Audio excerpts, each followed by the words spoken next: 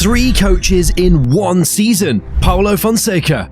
Paulo, I think it's the hardest way to lose in football. Penalty. Gone. Sergio Conceição. La volendo, perché di parole. Gone after 5 months. This is AC Milan in 2025. A club so broken, they can't keep a manager longer than most people keep a gym membership. What destroyed the Italian giants? Today, we're going to talk about one of the saddest storylines in contemporary football, AC Milan's fall from grace. I know what you're thinking, Milan? But they're a huge club. And you're right, but that's what makes this narrative so sad. Imagine this, a club that used to be the best in Europe, with icons like Paolo Maldini, Kaká and Ronaldinho playing at the San Siro, is now having a hard time even making it to European competitions. It's like seeing your childhood hero trip and fall.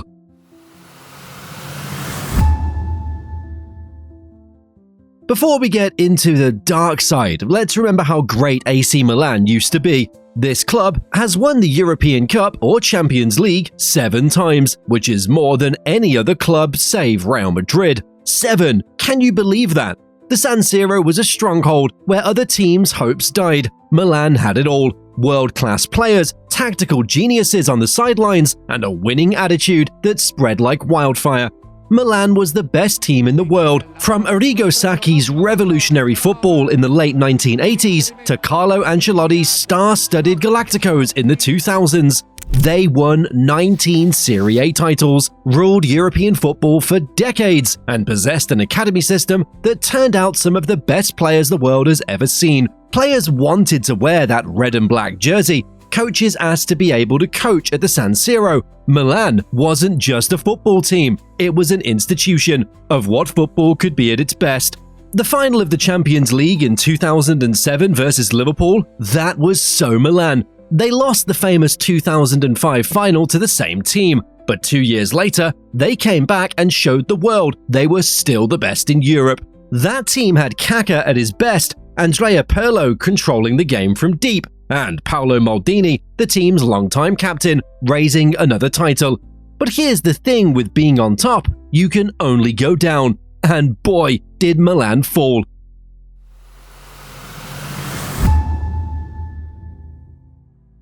The decrease didn't happen all at once. It was like seeing a car catastrophe in slow motion that took years to happen. The first hints of trouble came in the early 2010s, when the renowned players started to get older, and the club had a hard time finding good replacements for them. Money problems started to show themselves. The worldwide economic crisis had a big effect on Italian football, and Milan was not immune. The Berlusconi era was coming to an end, and so was the unrestricted money that had let them build those famous teams. But the big transformation happened when the ownership changed. Everything changed when Silvio Berlusconi sold the team to Chinese investors in 2017. New owners meant new ideas, new ways of doing things, and sadly, new blunders. The Chinese ownership only lasted 2 years before money concerns prompted another sale to Elliott Management. Every time the ownership changed, things got unstable. Different ideas, different plans, and different ways to establish a team. You can't make a football club work if the ground keeps moving under your feet.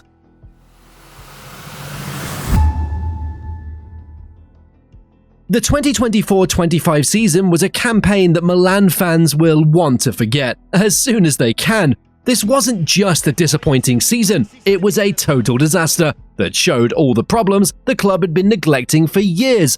Let me show you how horrible things got. They lost in the Champions League and won't be able to qualify for the following season. In the meantime, they're 9th place in the league, and the only trophy left for them to win is the Coppa Italia, besides the Supercoppa. 9th place in Serie A. We're talking about AC Milan, a team that thinks anything below 4th place is a tragedy. But there they were, stuck in the middle of the table, watching teams like Atalanta and Fiorentina finish above them. The elimination from the Champions League was especially hard. In what should have been a simple playoff round win, AC Milan lost 2-1 on aggregate to Feyenoord. It's not disgraceful for Milan to lose to Feyenoord because they're a fantastic team, but it showed how bad things are for them right now. No cutting edge, no killer instinct, and no champion's attitude. The Cups at home left early. Qualification for next season in Europe not going to happen. The supporters were angry, the media was harsh, and some inside the club were starting to fear.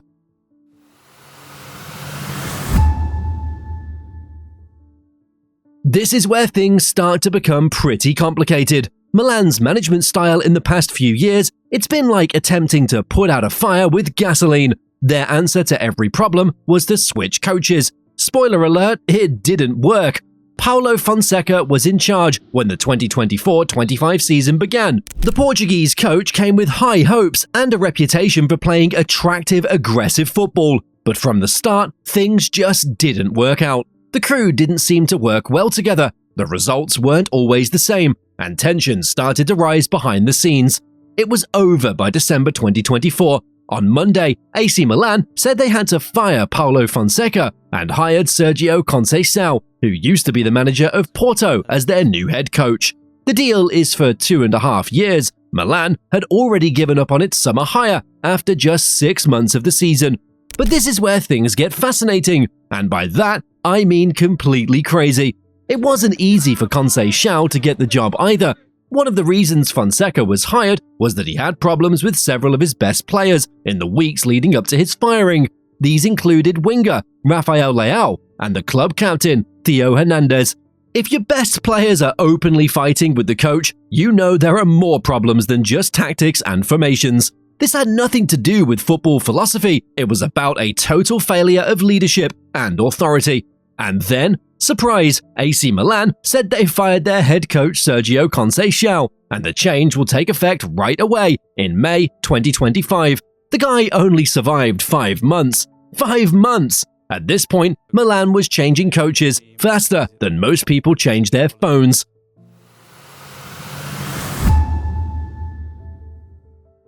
The coaching turmoil was only the beginning. The true craziness that was going on with the players, the transfer plan, if you can even call it that, was completely crazy. Here's a great tidbit that will blow your mind. Milan had a lot of players coming and going all the time. The team was always changing. New players came in every transfer window, while established players left just as swiftly. The difficulty with that is that football is a team sport. You need chemistry, understanding, and relationships that have grown over time. You can never acquire that sense of unity that makes a good team great if you keep shifting staff. The criticism wasn't just about how many moves there were, it was also about how good they were and how they made sense. Spending a lot of money on players who didn't fit the system, letting homegrown players depart for very little money, and not fixing glaring problems with the squad, all while spending money on positions that weren't needed. People also questioned Zlatan Ibrahimovic's role in hiring decisions. Don't get me wrong, Zlatan is a legend, but letting a former player make important decisions about constructing the team without any real experience in running a football team, that might end badly. The team looked good on paper, but they didn't make any sense on the field. No identity, no balance, and no apparent way to play. A group of people who are hoping that someone else will do the magic.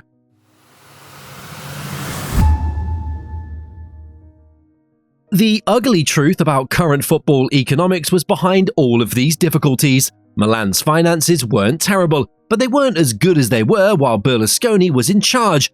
UEFA's financial fair play rules made Milan more careful about how they spent their money. They couldn't just throw money at every problem anymore. Milan, on the other hand, didn't seem to be able to handle these limits well, and instead panicked and made choices that were getting more and more random. It didn't help that the ownership situation was bad either. Elliott Management are experts in investments, not in football. They knew a lot about business, but knowing football, which is passionate, tribal, and unpredictable, is a whole different story. This gap between commercial goals and the reality of football made for a toxic climate where short-term thinking took over long-term planning. Every choice was made in response to something else, and every solution made things worse.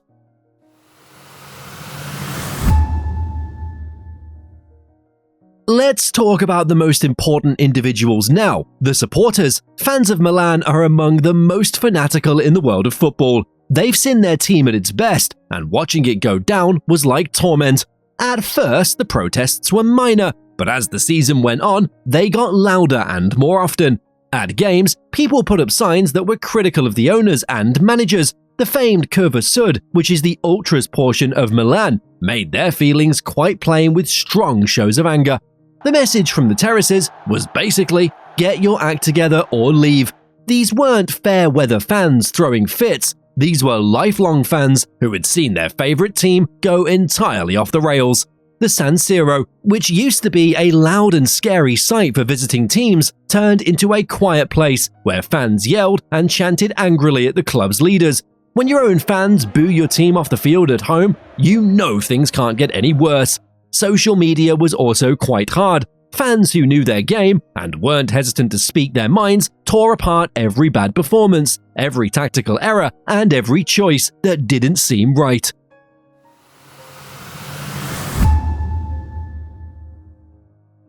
But maybe the worst thing of all was something that was difficult to measure. Milan had lost who they were. What did it mean to be a member of AC Milan in 2024-25? What was their way of playing? What is their culture? Their genetic material? It looked like no one knew anymore. The club that used to be known for its tactical skill, mental toughness, and never-give-up mentality had turned into, what do you mean? A squad in the middle of the standings with pricey players and no apparent goal. Players from past generations in Milan commented about how proud they were to wear the shirt and how much responsibility it was to respect such a historic institution. But where was that pride in this team right now? Where was that duty? The link between the past and the present had been broken.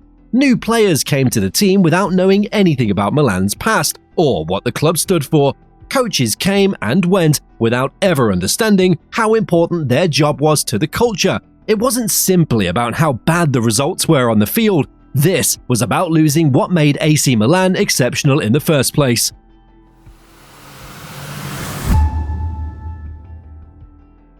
So, what's next for Milan? How can you fix one of football's most important institutions when everything appears broken? First, they need to be stable. You can't make anything last if you change coaches every 6 months and change the whole team every summer.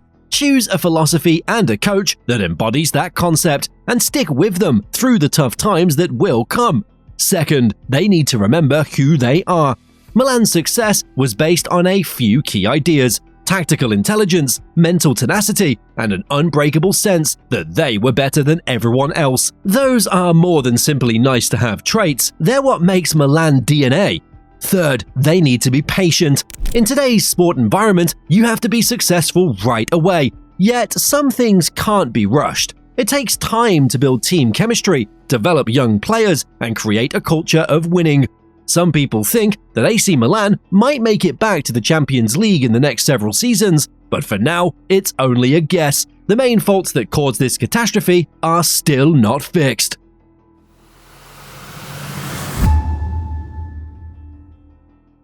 Milan's fall should serve as a warning to all the great clubs in the world. Success doesn't last forever, and the higher you go, the further you can fall.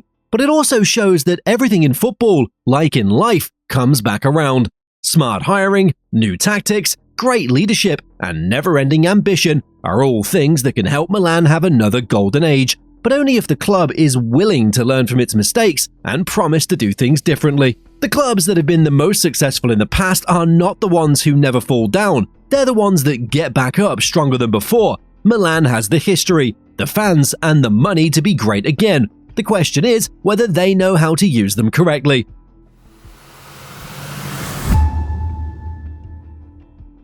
As I type this, Milan are still stuck in the middle of the table, still trying to figure out who they are and what went wrong. But you know what? That might not actually be a bad thing. You might have to hit rock bottom before you can start to rise again. You may need to lose everything to rediscover what's really important. And often, the most crucial wins happen off the field, in boardrooms, training grounds, and youth academies.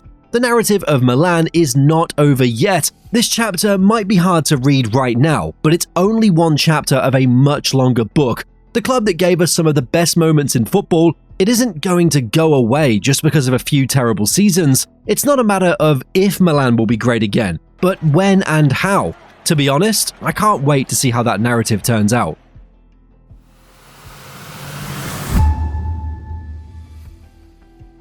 That's the story of AC Milan's ascent and fall, which is both sad and interesting. In just a few years, they went from being European royalty to Serie A strugglers. It reminds me that nothing lasts forever in football. But what I find most interesting about Milan's downfall is that it's not just about soccer. It's about who you are, your traditions, and what happens when you forget your core principles in order to find fast fixes and short-term answers. I'm confident Milan will come back. Clubs with so much history, passion, and affection from their fans, they don't just go away. They change, grow, and come back stronger.